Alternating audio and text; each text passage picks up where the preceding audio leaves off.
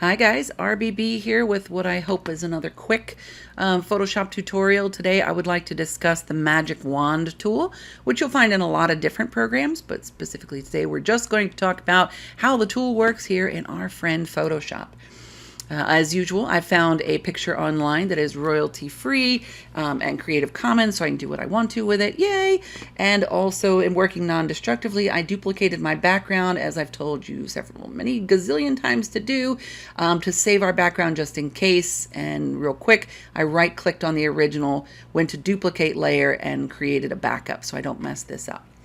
Okay, the Magic Wand tool is located over here on the left-hand side, and oddly enough, it looks like a magic wand. Expeliarmus! Not that kind of magic wand, but kind of.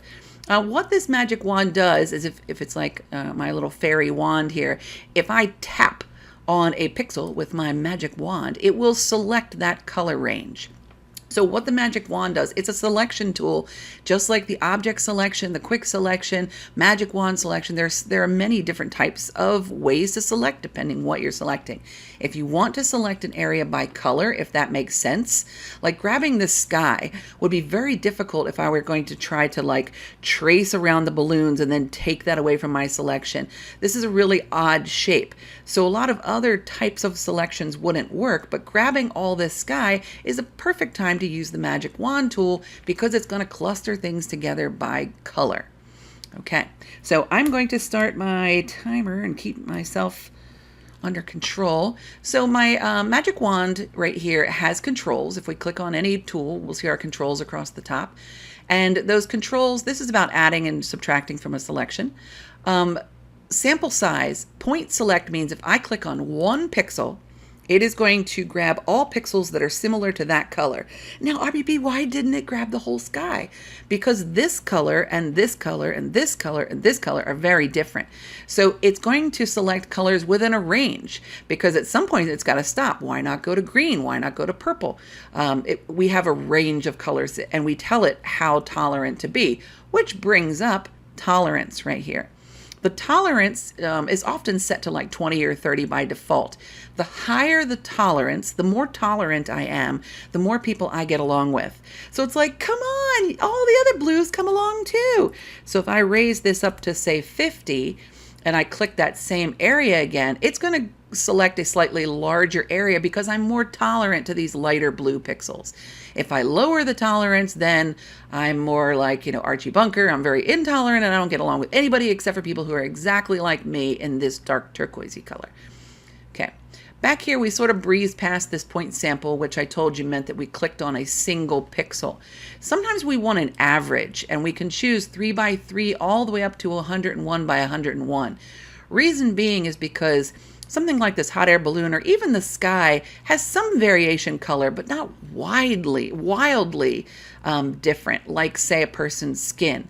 I pulled up a picture of a person's skin and zoomed into the pixel level so you can see just how different the pixels in our skin are. Now this close, we can't really tell anything about this person you just have to believe me that this is human skin.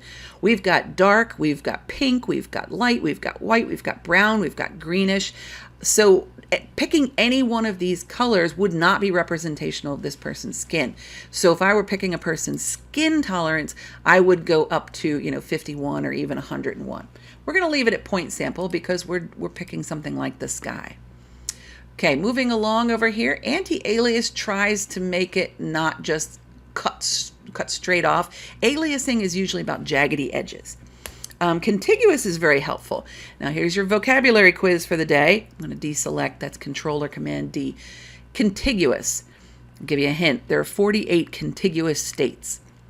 Did you say touching? You are correct. Ding, ding, ding. Contiguous, if that's checked, means that it's only going to select pixels that are touching. So if I were to grab this little square, triangle of sky down here, it's not going to grab the rest of the sky because it's not touching. If I were to grab it right here, okay, it's going to grab, but see, it's broken up by that line and by these balloons, and it's outside of my tolerance. Okay, so it's going to stop there. We can add to a selection in Photoshop by holding Shift. Gives me a little plus, and I can say, that guy's cool too. Okay, and I can click on these other blue colors until I've selected all the sky that I want. Okay, that is a quick way to grab a section of color. Once I have that selection, like that was an odd shape selection, I can delete that selection. I can paint that selection. Maybe I want to replace the sky with a stormy sky or something else. We can do all kinds of things with that that are sort of outside of our explanation right now. Keep in mind when you're selecting colors, remember that Photoshop doesn't know that this is sky and this is a balloon. It knows that this pixel is cyan and this pixel is a very pale yellow. This pixel is a very dark yellow. Okay, this pixel, it doesn't know, well, that's the same pixel as that. It doesn't know what the object is. So we may have to switch to other ways of selecting areas of color if it's not as obvious as this. This is a super old school tool, but it's really great for something like this. So inside these marching ants, this sky right now, I could choose to do, say, an adjustment layer, okay, which is this little black and white cookie looking thing over there. I know I'm sort of out of our scope here, but let's say I went to hue and saturation, and maybe I wanted to change the saturation of the sky. It's only going to change inside the marching ants. Okay, so don't worry about that. We haven't talked about adjustment layers and things. I just wanted to show you that the magic wand is going to grab a color block, either all of it throughout the whole image. If I turn contiguous off and click on this black square, diamond square, it's going to grab all the black in the picture, touching or not. If I click contiguous and click on the black square, it's only going to grab the tolerance that it's touching. Okay, so that's a pretty easy tool. You'll see it in lots of places. A great way to grab things if the easiest way to categorize them is by color. I hope that was helpful. Wasn't terribly exciting, but a lot of people are probably like, how does the magic wand work? Well, now you know. All right, well, thanks a lot for being here. If there's anything I can help you with, something you'd like to learn about, and maybe an old school tool, something that's sort of glossed over these days. Oh, you know what I did skip? Was this thing right here. I had to not say bad words. This is going to let me generatively fill inside these marching ants. And if you can hear me dripping with contempt, it's because it's AI. If I said fill this in with squirrels, it would fill in this square with squirrels. Well, that's great, but I don't really know how I did it. And if you're okay with like just opening something and clicking a button and be like, make it a squirrel balloon, then these aren't the videos for you. I want to show you how to do it on purpose, do it purposefully, dial it in and make it correct, make it look the way you want to. And then if one of these tools helps later to make your workflow quicker, great. But don't just go with the easiest thing and have no idea actually what's going on under the hood. So that's my AI rant for the day. All right, you guys. Yeah. Now I'm going to get all these hate comments. What's wrong with AI? Nothing. I use it all the time, but not like this. All right, you guys, I appreciate it. Let me know what I can do for you in the comments, and I hope you have a great day. Be well.